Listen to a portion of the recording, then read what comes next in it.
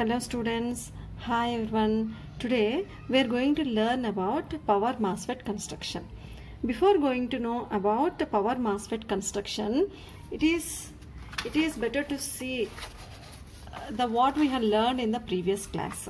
Okay, so if you discuss briefly, then we can understand very easily the construction of power MOSFET. So here we discussed about this construction. This is basic n channel planar enhancement MOSFET. No, so here what we had done, n channel we created because of polarization and capacitor action. But here two disadvantages are there.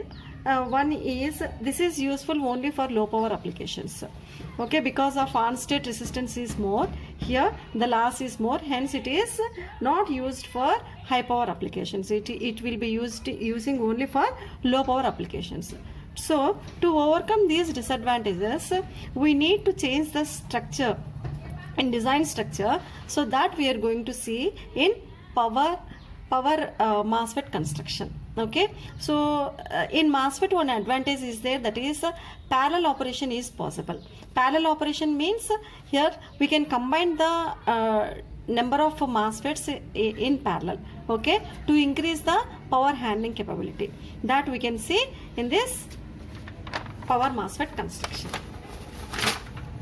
Okay, so here now we are going to see the power MOSFET construction. Power MOSFET construction is also called as construction of vertical diffused high power MOSFET. Okay, so this is also called as DMOSFET, diffused MOSFET.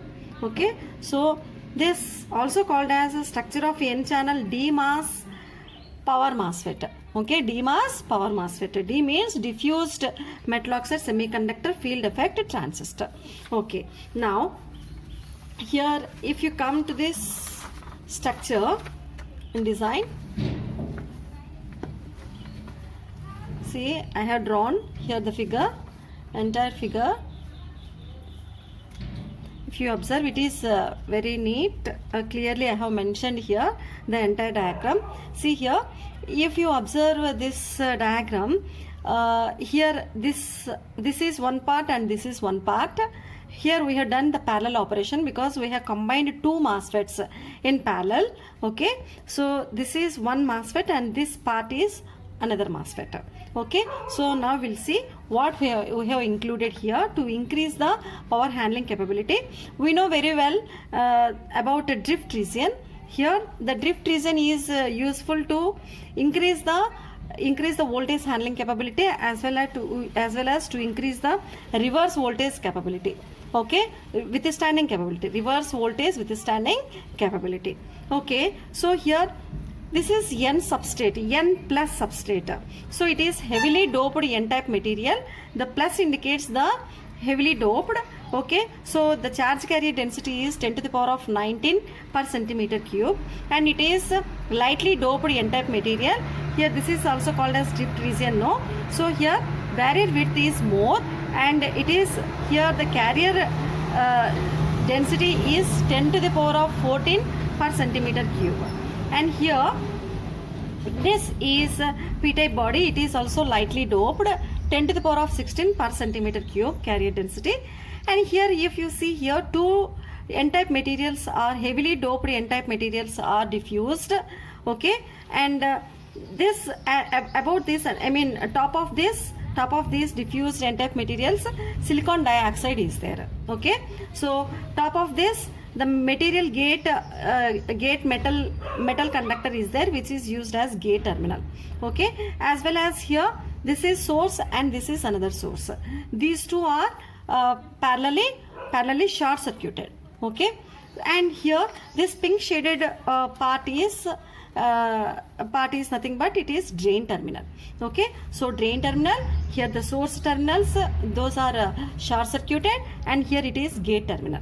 Okay, now if you come to this operation, here also we are having the two conditions. One is, in condition one is only we give the VDD supply, and in absence of VGS, without giving VGS, only we give the VDD supply.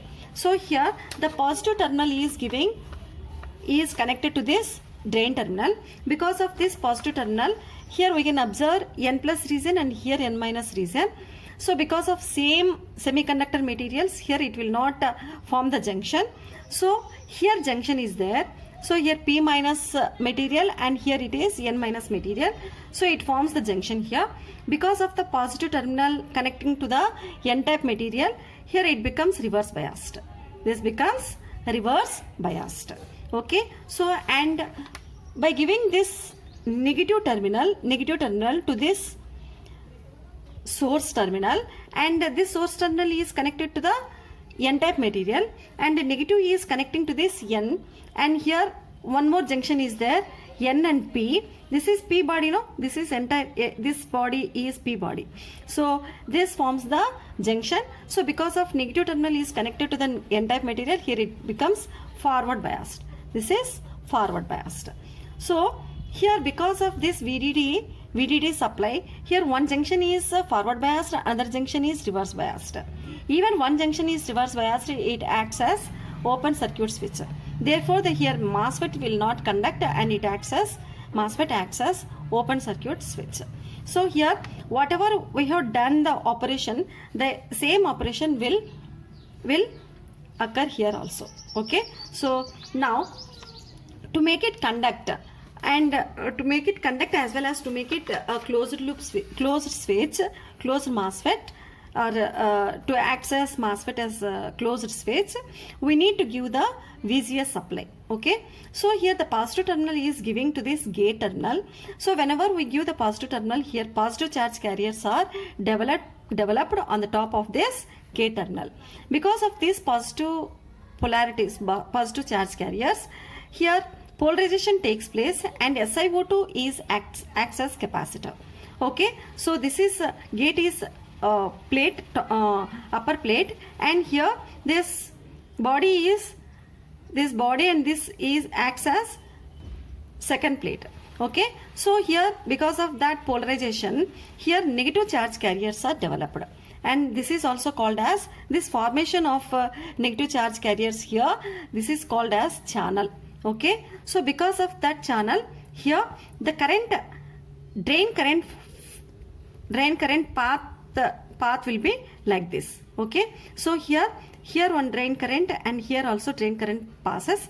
This path is this direction is represents in this MOSFET and this direction is represents in this MOSFET. Like that both the MOSFETs conducts and acts as entire MOSFET acts as switch, closed switch. Okay. So this is the operation of the power diffused MOSFET. And here one typical thing we can observe in this, here BJT has formed. See here I have drawn symbol. This N plus region and P minus region, N minus region forms the BJT. So bipolar junction transistor. So because of this formation of a BJT, here it gives the adverse effect because it creates the or it develops the minority charge carriers if it functions here. Okay. So that's why we need to stop the function of BJT here. How to stop the function? Because by making short circuit this, see here this has been got short circuited here, this N plus region and this P minus body, and by making short circuit this, these two terminals become short circuited, base and emitter. Okay, base and emitter becomes short circuited. Whenever these two are short circuited, the potential difference becomes 0, and because of that the function of the BJT will not takes place. Okay. So if the function takes place here, due to the minority charge carriers, it takes more time during recombination or in reverse recovery time period. Okay. To remove the minority charge carriers, it takes more time and it reduces the switching speed of the MOSFET. That's why we need to make it we have to make it to stop the function of this BJT. Okay. So that's why we short circuited these two terminals to bring the potential difference equal to 0 between these two terminals. Okay. So like that we stopped this function and we increased the speed of the switching speed of the MOSFET. That's why it is used in high switching speed operations. Okay. The switching speed of the MOSFET is more. Okay. Generally this MOSFET is used in high switching frequency applications. Example SMPS, switch mode power supplies, inverters. Okay, so the rating of the MOSFET is 500 volts of 140 amps, and if we take in BJT 1200 volts. Okay, now this BJT is called as a parasitic BJT. Anyway, we stopped the function of this BJT by doing this short circuit. Okay, and here one more device we are seeing here, that is called as parasitic diode. Even because of P minus junction and N minus junction, N minus layer, P minus layer, N minus layer, here one more junction formed, that is called diode. Okay, so even diode operates here, nothing will happen in this operation. Okay, so that's why there is no problem, even diode function occurs here. Okay, now we'll see the things what we have discussed.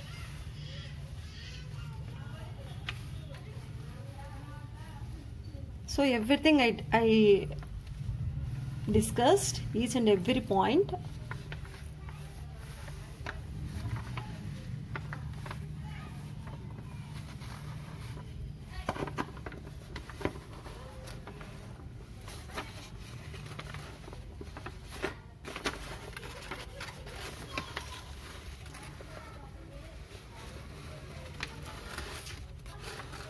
Okay, this is condition 1 and condition 2. In next class, we'll see the characteristics of power MOSFET. Switching characteristics, output characteristics, and transfer characteristics we see in the next class. Thank you.